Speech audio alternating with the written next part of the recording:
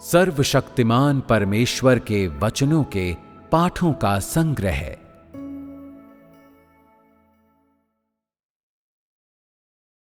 बुलाए हुए बहुत हैं, परंतु चुने हुए कुछ ही हैं।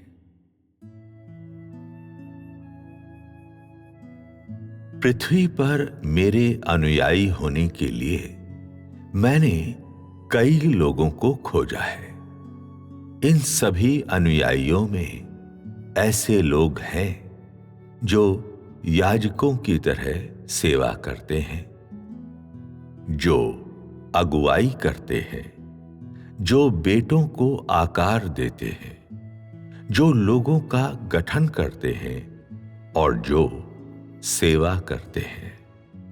मैं उन्हें उस वफादारी के अनुसार जो वे मेरे प्रति दिखाते हैं भिन्न भिन्न श्रेणियों में विभाजित करता हूं। जब सभी मनुष्यों को उनके प्रकार के अनुसार वर्गीकृत कर दिया जाएगा, अर्थात जब प्रत्येक प्रकार के मनुष्य की प्रकृति स्पष्ट कर दी जाएगी, तब मैं उनके उचित प्रकार के बीच प्रत्येक मनुष्य की गिनती करूंगा और प्रत्येक प्रकार को उसके उपयुक्त स्थान पर रखूंगा, ताकि मैं मानव जाति के उद्धार के अपने लक्ष्य को प्राप्त कर सकूं। बारी बारी से मैं उन लोगों के समूह को बुलाता हूं जिन्हें मेरे घर पर वापस लौटाने के लिए मैं उन्हें बचाना चाहता हूं। फिर इन सभी लोगों को अंत के दिनों के मेरे कार्यों को स्वीकार करने देता हूं। साथ ही साथ मैं मनुष्य को उनके प्रकार के अनुसार वर्गीकृत करता हूं। फिर उसके कर्मों के आधार पर प्रत्येक व्यक्ति को प्रतिफल या दंड देता हूं। इस प्रकार के कदम मेरे कार्यों में शामिल हैं। अब मैं पृथ्वी पर रहता हूं और मनुष्यों के बीच रहता हूं। सभी मनुष्य मेरे कार्य का अनुभव कर रहे हैं और मेरे कथनों को देख रहे हैं, और इसके साथ मैं अपने प्रत्येक अनुयायी को सभी सच्चाइयां प्रदान करता हूं, ताकि वे मुझसे जीवन प्राप्त कर सकें और ऐसा मार्ग प्राप्त कर सकें जिस पर वे चल सकें, क्योंकि मैं परमेश्वर हूं, जीवन का दाता हूं। मेरे कार्य के कई सालों के दौरान मनुष्य ने काफी प्राप्त किया है और काफी त्याग किया है, मगर मैं तब भी कहता हूं कि मनुष्य मुझ पर वास्तव में विश्वास नहीं करता है।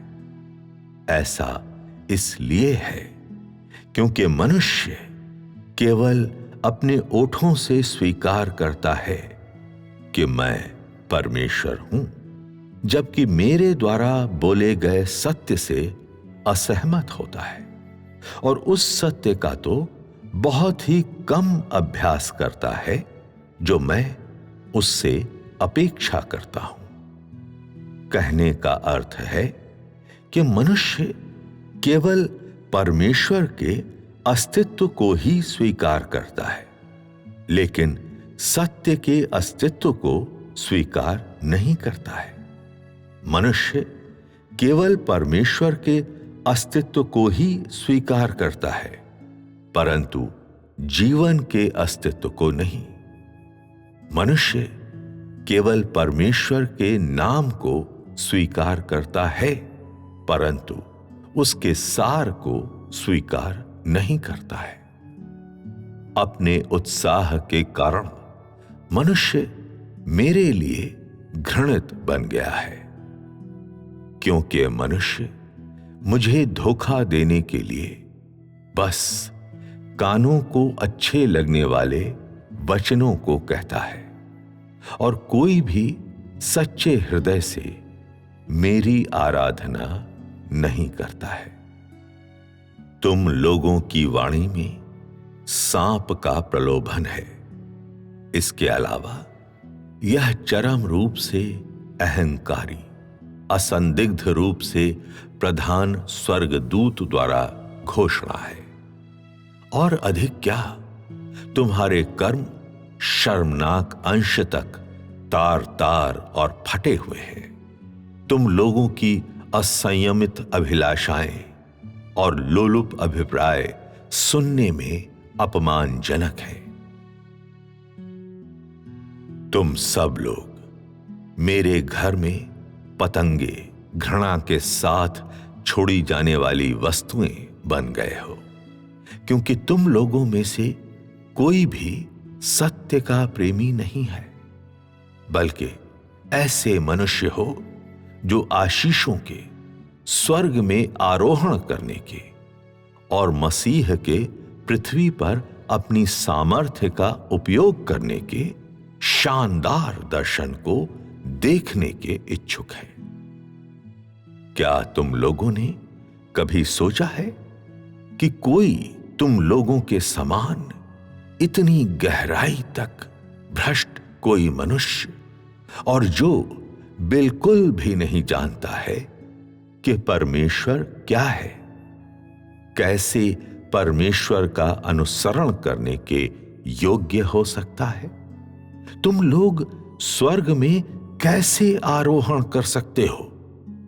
तुम लोग कैसे महिमा को देखने के योग्य बन सकते हो, जो अपने वैभव में अभूतपूर्व है? तुम लोगों के मुंह छल और गंदगी, विश्वासघात और अहंकार के वचनों से भरे हैं। तुम लोगों ने मेरे प्रति कभी भी ईमानदारी के वचन नहीं कहे हैं। मेरे वचनों का अनुभव करने पर कोई पवित्र वचन, समर्पण करने के कोई वचन नहीं कहे हैं। अंततः तुम लोगों का यह विश्वास किसके जैसा है? तुम लोगों के हृदयों में अभिलाषाएं और संपत्ति भरी हुई है। तुम्हारे दिमागों में भौतिक चीजें भरी हुई है। हर दिन तुम लोग गणना करते हो कि मुझसे कोई चीज कैसे प्राप्त करें। तुमने मुझसे कितनी संपत्ति और कितनी भौतिक वस्तुएं प्राप्त कर ली हैं। हर दिन तुम लोग और भी अधिक आशीषें अपने ऊपर बरसने का इंतजार करते हो, ताकि तुम लोग और भी अधिक तथा और भी बेहतर तरीके से उन चीजों का आनंद ले सको, जिनका आनंद लिया जा सकता है। प्रत्येक क्षण तुम लोगों के विचारों में जो रहता है वह मैं नहीं हूं, न ही वह सत्य है जो मुझसे आता है, बल्कि तुम लोगों के पति पत्नी, बेटे बेटियां, या तुम क्या खाते या पहनते हो, और कैसे तुम लोगों का आनंद और भी अधिक बेहतर हो सकता है, आता है। यहां तक कि जब तुम लोग अपने पेट को ऊपर तक भर लेते हो, तब क्या तुम लोग एक लाश से जरा सा ही अधिक नहीं हो? यहां तक कि जब तुम लोग अपने बाहरी स्वरूप को सजा लेते हो, क्या तुम लोग तब भी एक चलती फिरती लाश नहीं हो जिसमें कोई जीवन नहीं है? तुम लोग तब तक अपने पेट के लिए कठिन परिश्रम करते हो जब तक कि तुम लोगों के सिर के बाल सफेद होकर चितकबरे नहीं हो जाते हैं। फिर भी तुम में से कोई भी मेरे कार्य के लिए एक बाल तक बलिदान नहीं करता है। तुम लोग अपनी देह के वास्ते और अपने बेटों और बेटियों के लिए लगातार बहुत सक्रिय हो, अपने शरीर पर भार डाल रहे हो और अपने मस्तिष्क को कष्ट दे रहे हो। फिर भी तुम में से कोई एक भी मेरी इच्छा के लिए चिंतित नहीं है। वह क्या है जो तुम अब भी मुझसे प्राप्त करने की आशा रखते हो?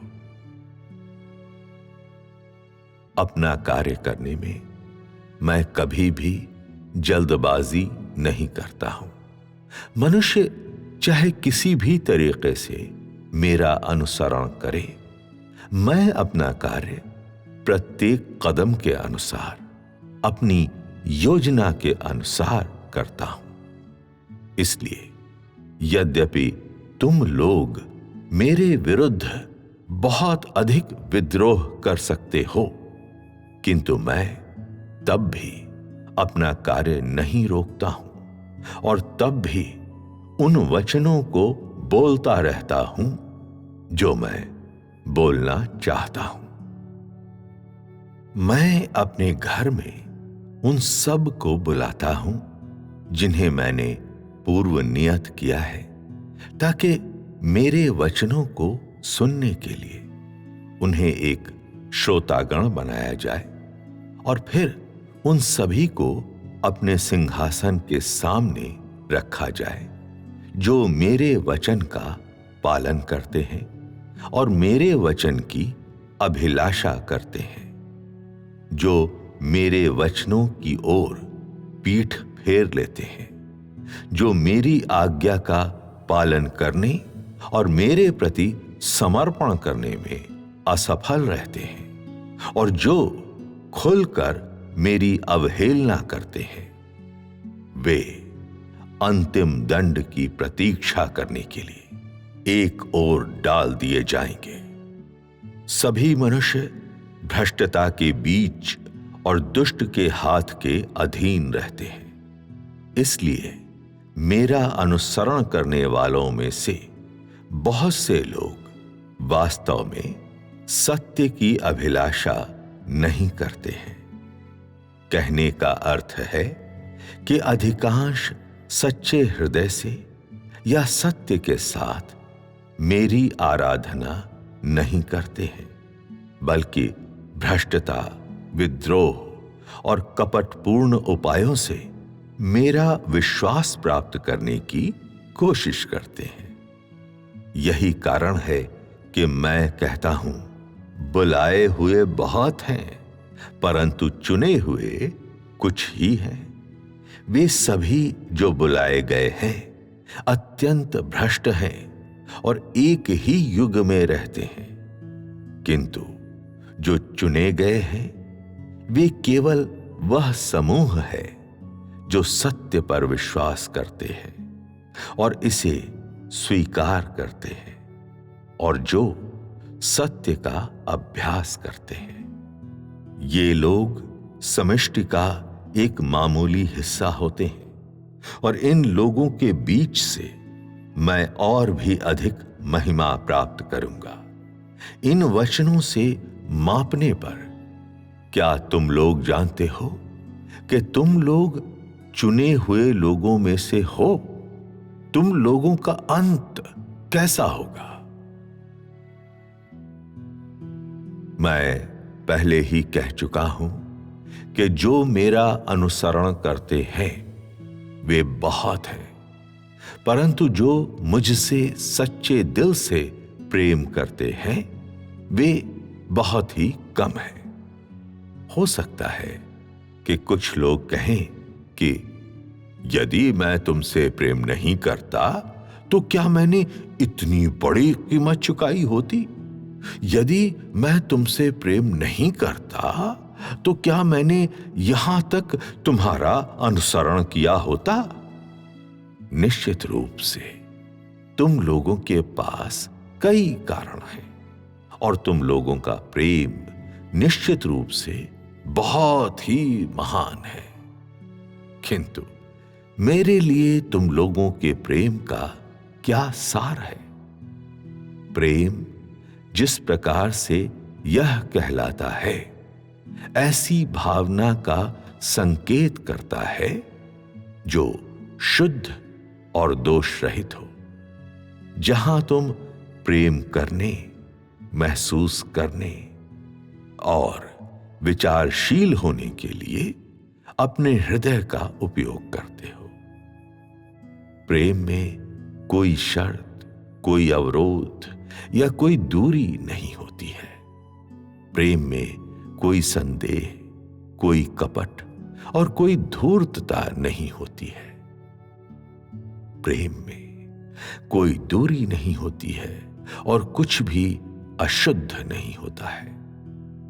यदि तुम लोग प्रेम करते हो तो तुम धोखा नहीं दोगे, शिकायत, विश्वासघात, विद्रोह नहीं करोगे, किसी चीज को छीनने या उसे प्राप्त करने की या किसी निश्चित राशि को प्राप्त करने की कोशिश नहीं करोगे। यदि तुम लोग प्रेम करते हो तो खुशी खुशी बलिदान करोगे, विपत्ति को सहोगे और मेरे अनुकूल हो जाओगे। तुम अपना सर्वस्व मेरे लिए त्याग दोगे। तुम लोगों का परिवार, तुम लोगों का भविष्य, तुम लोगों की जवानी और तुम लोगों का विवाह, अन्यथा तुम लोगों का प्रेम बिल्कुल भी प्रेम नहीं होगा, बल्कि केवल कपट और विश्वासघात होगा। तुम लोगों का प्रेम किस प्रकार का है? क्या यह सच्चा प्रेम है या झूठा? तुम लोगों ने कितना त्याग किया है, तुमने कितना अर्पण किया है, मुझे तुम लोगों से कितना प्रेम प्राप्त हुआ है। क्या तुम लोग जानते हो? तुम लोगों के हृदय बुराई, विश्वासघात और कपट से भरे हुए हैं और परिणाम स्वरूप तुम लोगों के प्रेम में कितनी अशुद्धियां हैं। तुम लोग सोचते हो कि तुम लोगों ने मेरे लिए पर्याप्त त्याग किया है। तुम लोग सोचते हो कि मेरे लिए तुम लोगों का प्रेम पहले से ही पर्याप्त है, किंतु फिर तुम लोगों के वचन और कार्य क्यों हमेशा अपने साथ विद्रोह और कपट लिए रहते हैं? तुम लोग मेरा अनुसरण करते हो, फिर भी तुम मेरे वचन को स्वीकार नहीं करते हो।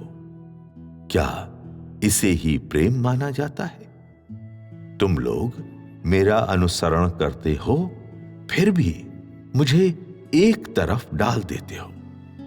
क्या इसे ही प्रेम माना जाता है? तुम लोग मेरा अनुसरण करते हो, फिर भी तुम मेरे बारे में शक्की हो। क्या इसे ही प्रेम माना जाता है? तुम लोग मेरा अनुसरण करते हो, फिर भी तुम मेरे अस्तित्व को स्वीकार नहीं कर सकते हो। क्या इसे ही प्रेम माना जाता है? तुम मेरा अनुसरण करते हो, फिर भी उसके अनुकूल मेरे साथ व्यवहार नहीं करते हो। जो मैं हूं और हर मोड़ पर मेरे लिए चीजों को मुश्किल बनाते हो। क्या इसे ही प्रेम माना जाता है? तुम लोग मेरा अनुसरण करते हो, फिर भी तुम मुझे मूर्ख बनाने और हर मामले में मुझे धोखा देने का प्रयास करते हो। क्या इसे ही प्रेम माना जाता है? तुम लोग मेरी सेवा करते हो, फिर भी तुम मुझसे डरते नहीं हो। क्या इसे ही प्रेम माना जाता है? तुम लोग सर्वथा और सभी चीजों में मेरा विरोध करते हो। क्या यह सब प्यार माना जाता है? तुम लोगों ने बहुत बलिदान किए हैं, यह सत्य है, जिसकी मैं तुमसे अपेक्षा करता हूं। क्या इसे प्रेम माना जा सकता है? सावधानी पूर्वक किया गया अनुमान दर्शाता है कि तुम लोगों के भीतर मेरे लिए प्रेम का जरा सा भी आभास नहीं है।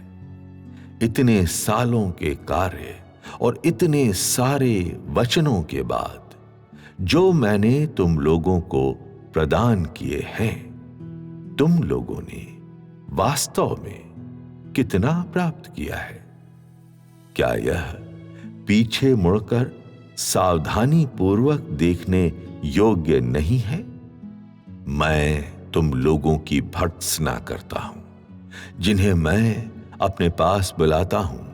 ये वे नहीं हैं जिन्हें कभी भी भ्रष्ट नहीं किया गया है, बल्कि जिन्हें मैं चुनता हूं, ये वे हैं जो मुझसे वास्तव में प्रेम करते हैं। इसलिए तुम लोगों को अपने वचनों और कर्मों में सतर्क रहना चाहिए और अपने अभिप्रायों और विचारों को जांचना चाहिए, ताकि वे अपनी सीमा रेखा को पार न करें। अंत के दिनों के इस समय में अपने प्रेम को मेरे सम्मुख अर्पित करने के लिए अपना अधिकतम प्रयास करें। कहीं ऐसा ना हो कि मेरा कोप तुम लोगों के ऊपर से कभी भी न जाए।